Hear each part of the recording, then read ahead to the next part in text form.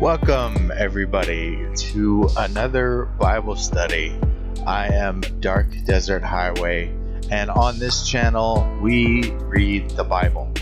And today, we're going to take a look into Israel's captivity because the Lord had given Israel the statutes and ordinances, basically the plan of living. So don't do this, do this. And today I have set before you life and death, good and evil. Choose life so that you may live and prosper by listening to what I, the Lord, have commanded you to do, to live right before my eyes. But the thing is that Israel was transitioning through kings. Like a king would come to reign, and he would reign for a certain amount of time, and then he would die, and then another king would come. And the kings weren't always following after the Lord's heart. There were many kings who did what was evil in the sight of the Lord. And they sinned, which caused Israel to sin, because they had put up idols in the high places and sacrificed their children and incense and meat offerings and drink offerings, and they were basically worshiping false gods. Some of these kings would come in and they would do what is right before the eyes of the Lord, and they would cut down these high places and smash the idols and get rid of the things in the land of Israel and Judah from before the Lord's eyes. And there is in the books of the Kings, if you read it from chapter 1, 1 Kings, all the way to the last chapter of 2 Kings, you'll see that there's multiple kings who come into power, and they have different approaches to what they're going to do about being the Lord's people. They either do what is evil before the eyes of the Lord, or they do what is right before the eyes of the Lord. But this is the point. Everything we do is before the eyes of the Lord. The Lord is poised on the edge of humanity with his angels and his judgments and statutes and everything that he has given us in his word. He and the heavenly kingdom are poised on the edge of the earth. You remember Stephen, when he was stoned, he looked up and heavens opened, and he saw the Son standing at the right hand of the Father. So he's very close, and everything is done before his eyes. So we're going to look, and we're going to start in chapter 17, verse 6. In the 9th year of Hoshea, the king of Assyria captured Samaria. He deported the Israelites to Assyria and settled them in Hala, along the Habor Gozan's river in the city of Medes. So Israel has been captured. Why have they been captured? Let's see.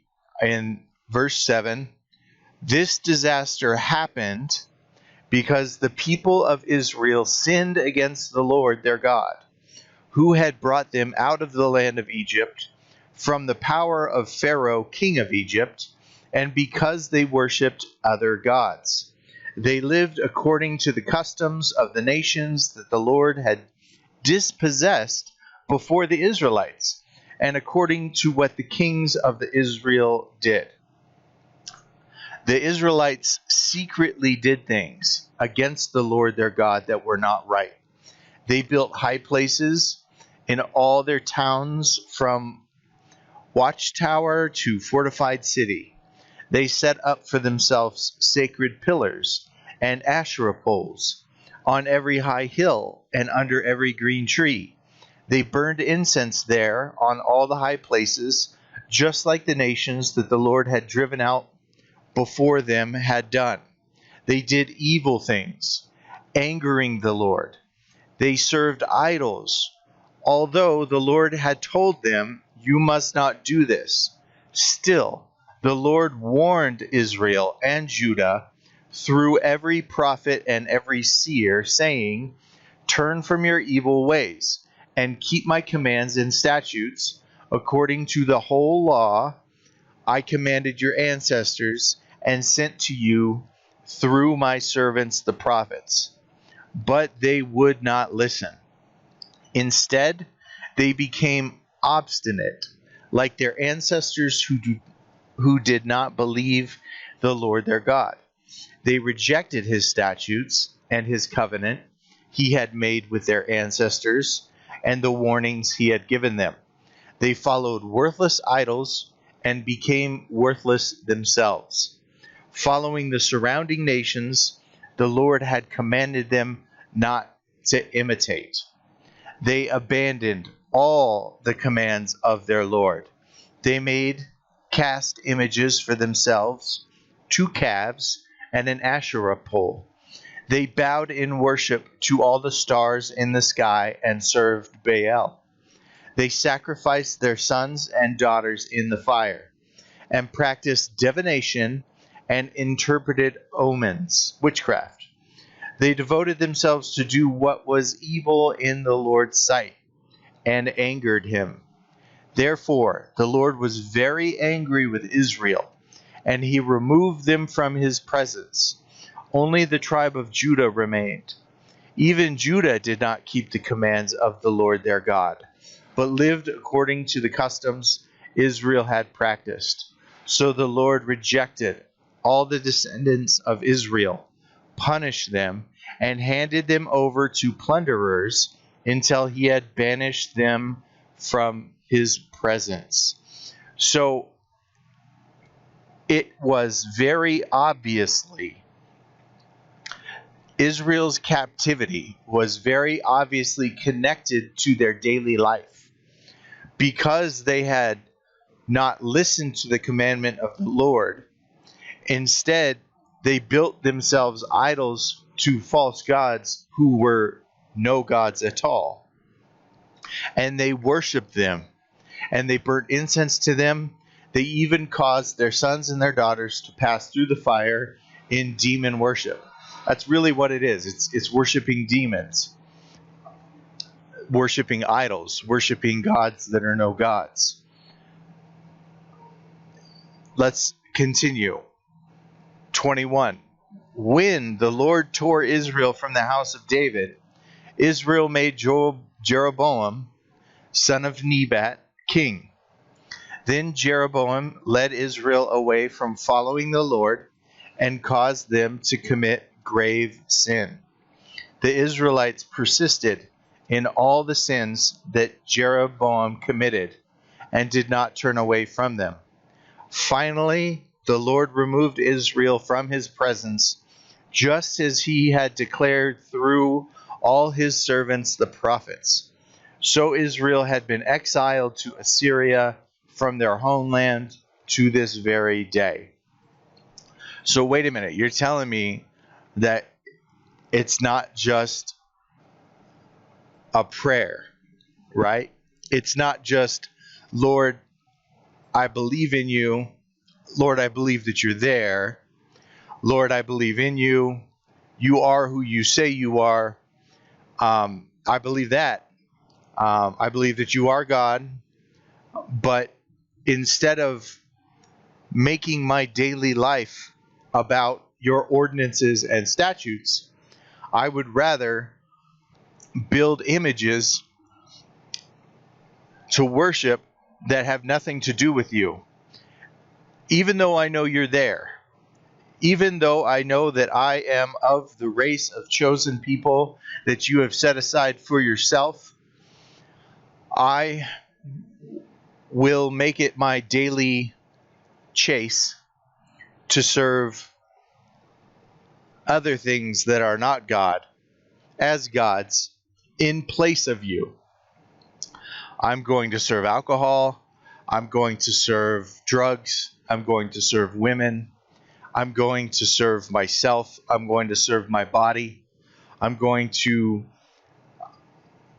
gather tokens of items that represent what I would rather serve instead of you, and I'm going to erect statues according to the images of all the evil things that are in my heart, and I'm going to worship them and sacrifice to them and cause all the gifts that you have given me to go to worship of these images, of these false gods.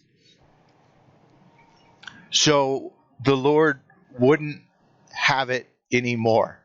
He was faithful in his promise to prosper the people in obedience, and now he is showing himself faithful to fulfill his words against Israel in their disobedience. And they have been taken captive, and they have been led away to Assyria to serve a nation whose language they do not know, who worship strange gods that they do not know, and they will become servants to them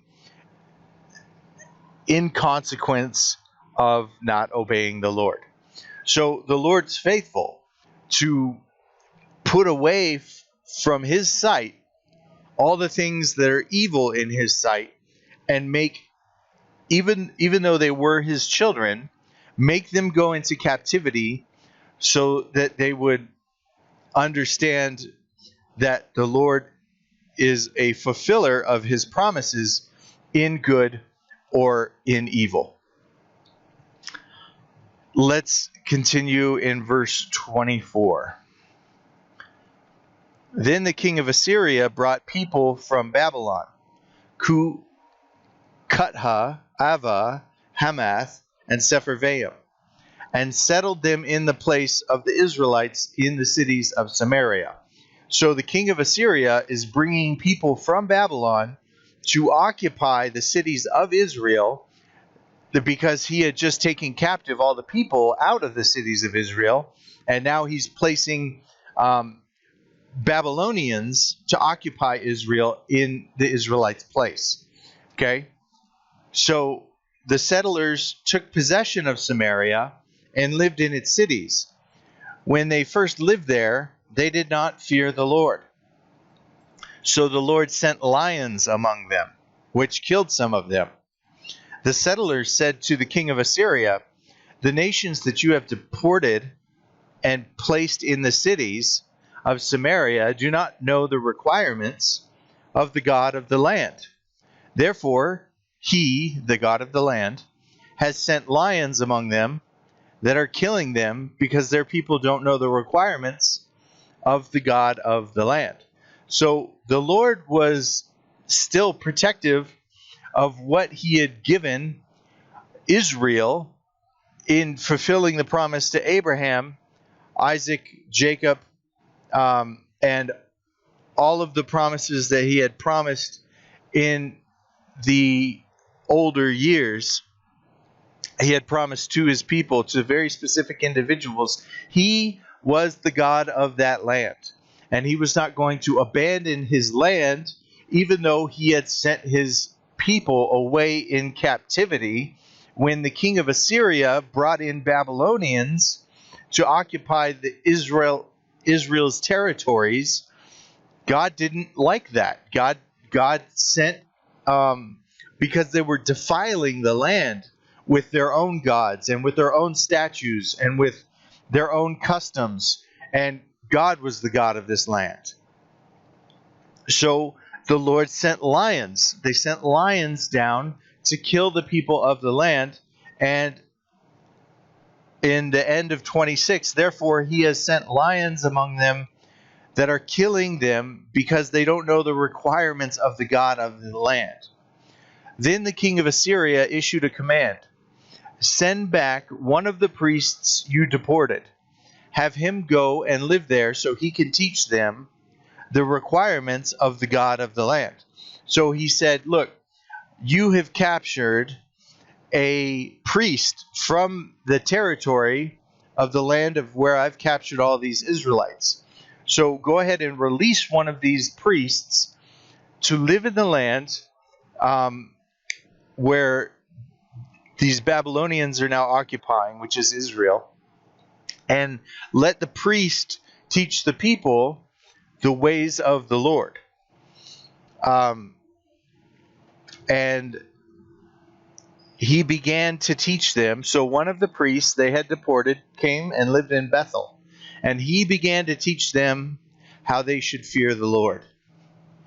But, verse 29, but the people of each nation were still making their own gods in the cities where they lived, and putting them in shrines to the high places that the people of Samaria had made. Then the men of Babylon made Succoth-Benoth. The men of Cuth made Nergal. The men of Hamath made Ashima. The Avites made Nibhaz and Tartak. And the Sepharvites burned their children in the fire to Adramelech and Amamelech, the gods of Sepharvaim. So what was happening was the Babylonians that occupied Israel didn't know the customs of the God of the land, didn't know the statutes and ordinances. They didn't even really necessarily follow the Lord, even though the king of Samaria had sent back a priest to teach the people the way of the Lord. But God was obviously still like he was governing the territory of the promise to David, right? To Abraham. So God was governing the area of promise, Israel and Judah. And he was causing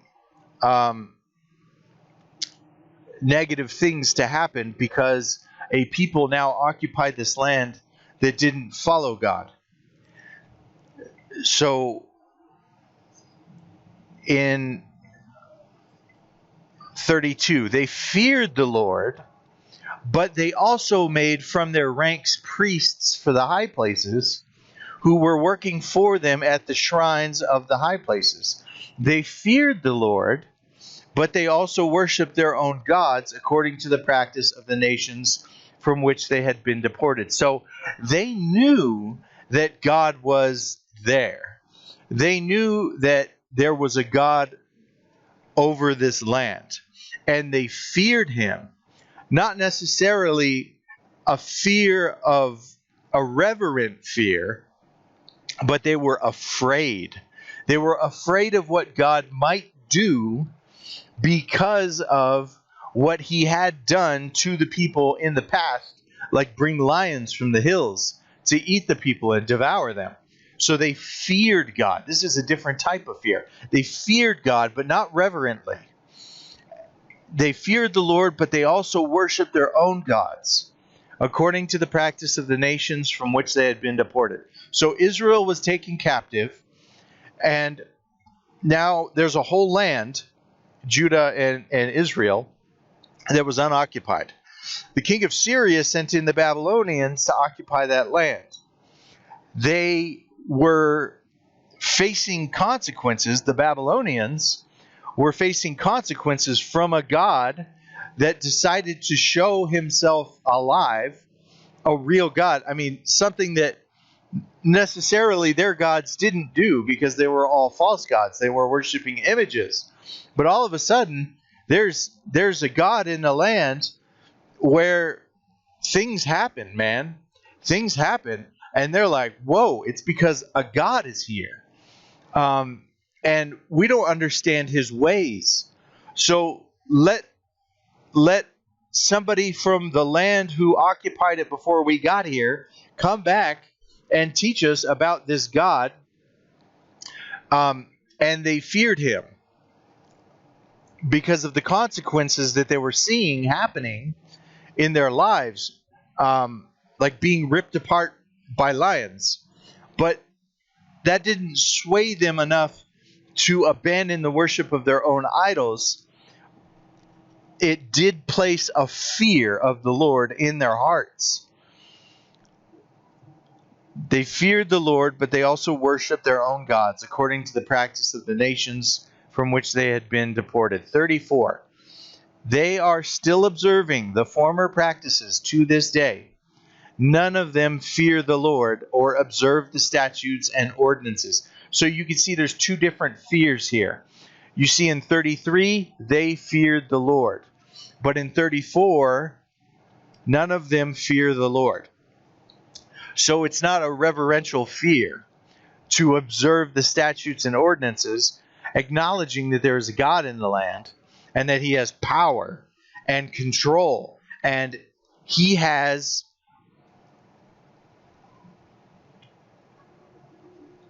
something that no other God has, because all the other gods are just wood and gold and idols. He has power. Animals obey him.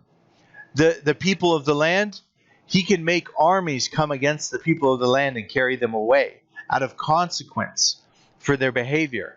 There are real consequences to being close to this God. Unlike any other God that can be named, unlike their own gods, this God has power. But that didn't matter. They feared him, but that didn't matter. They are still observing the former practices to this day. None of them fear the Lord or observe the statutes and ordinances, the law and the commandments that the Lord had commanded the descendants of Jacob, whom he had given the name of Israel. The Lord made a covenant the Lord made a covenant with Jacob's descendants and commanded them, do not fear other gods. Do not bow and worship to them. Do not serve them. Do not sacrifice to them. Instead, fear the Lord, who brought you up from the land of Egypt with great power and an outstretched arm. You are to bow down to him, and you are to sacrifice to him.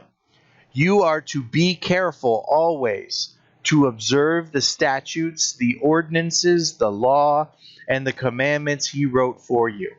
Do not fear other gods. Do not forget the covenant that I have made with you. Do not fear other gods, but fear the Lord your God, and he will rescue you from all your enemies. However, these nations would not listen, but continued observing their former practices. They feared the Lord, but also served their idols. Still today, their children and their grandchildren continue doing as their ancestors did. So, where was another place that this had happened, right? At Mount Sinai, after the Hebrew nation was freed from Egypt, taken through the Red Sea, taken up to Mount Sinai, and there was a long delay for Moses to come down from the mountain. And because of this delay, they decided, look, even though God is right there, because the mountain was alive with dark clouds and eruptions of lava and thunder and lightning and great visual signs that a God was there, the God was there, that their God was there right before them, right? But what did they do? They went and they took all their earrings off and they threw it into the fire and made a calf.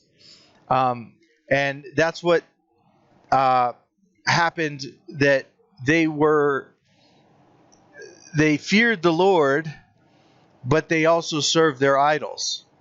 So even in the presence of the Lord, in the land of the Lord, that he had promised that he had made promises to earlier generations, that they would be his people, and that there would always be a king on the throne, and that he would make them like numerous, like the stars in the sky, all these promises that he had fulfilled.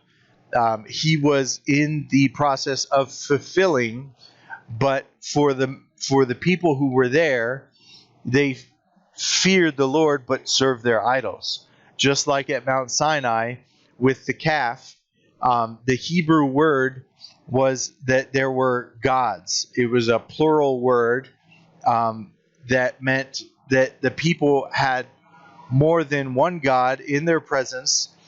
One was the true God on Mount Sinai, and one was the false God that they had made to worship and dance around and have a festival, basically, in the honor of that golden calf.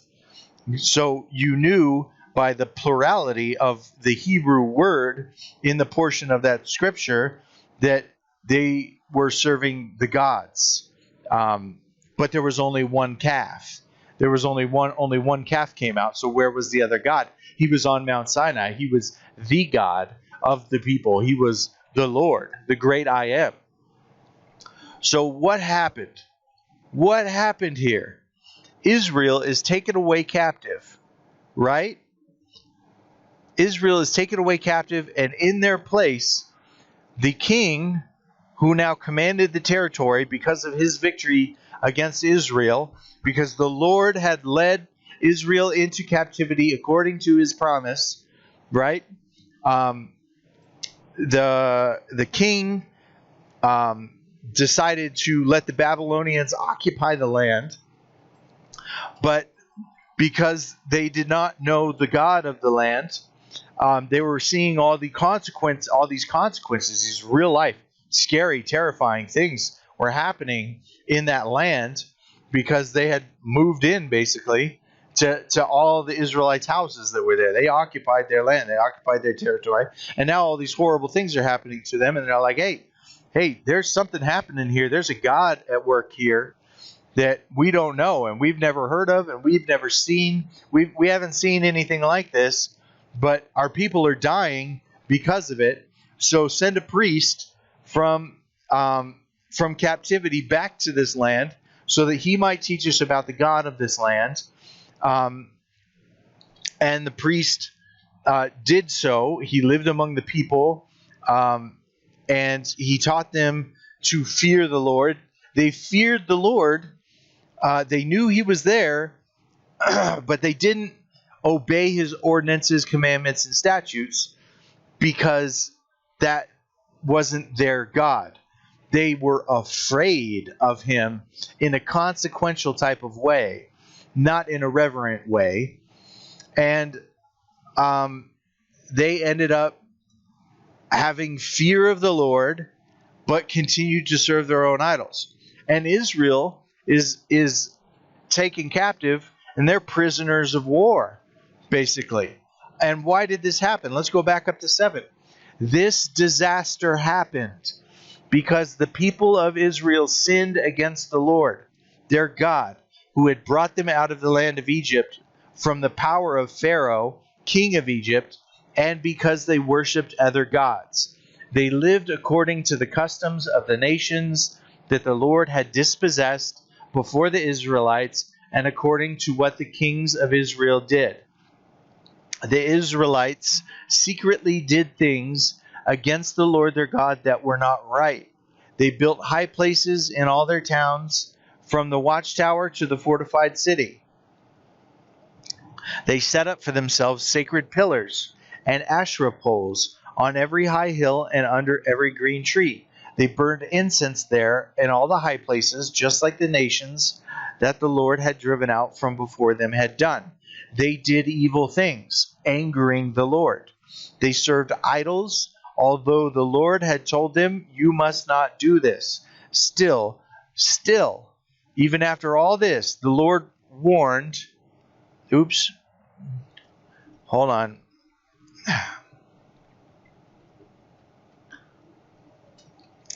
Still, the Lord warned Israel and Judah through every prophet and every seer, saying, Turn from your evil way and keep my commands and statutes according to the whole law I commanded your ancestors and sent you through my servants the prophets. But they would not listen.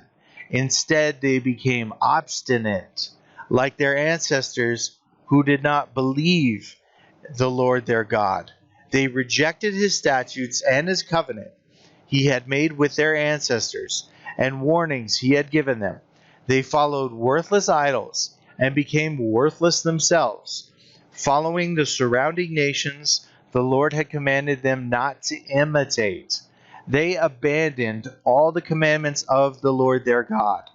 They cast images for themselves, 2 calves and an Asherah pole. They bowed in worship to all the stars in the sky and served Baal. They sacrificed their sons and daughters in the fire and practiced witchcraft, divinations, and interpreted omens. They devoted themselves to do what was evil in the Lord's sight and angered him. Therefore the Lord was very angry with Israel, and he removed them from his presence. Only the tribe of Judah remained. Even Judah did not keep the commandments of the Lord their God, but lived according to the customs Israel had practiced. So the Lord rejected all of the descendants of Israel, punished them, and handed them over to plunderers until he had banished them from his presence. So I can see that it is very much about the way the Israelites were leading their lives. They weren't listening to the Lord. They weren't obeying his commandments. They were going after gods of other nations. They were setting up for themselves idols and worshiping them. In the land, the Lord had won for them through many victories, and in these victories, it was that the people of Israel at that time were to break down every idol and to crush them into dust and to remove them from the land. And they did, and there was peace in the land until the people's hearts were led away. Sometimes the people's hearts were led away within themselves, and other times it was because the king of the land of Israel had done what was evil in the sight of the Lord and followed and worshipped other gods. And if the leadership is corrupt, more than likely that's going to flow down to the people, and the people are going to become corrupt because of it. So, hey, this was just an interesting story that I found while reading 2 Kings, and I had hoped to share it with you. If you made it to the end, give a good like, hit that like and subscribe button, share this with your friend, and I'll catch you next time.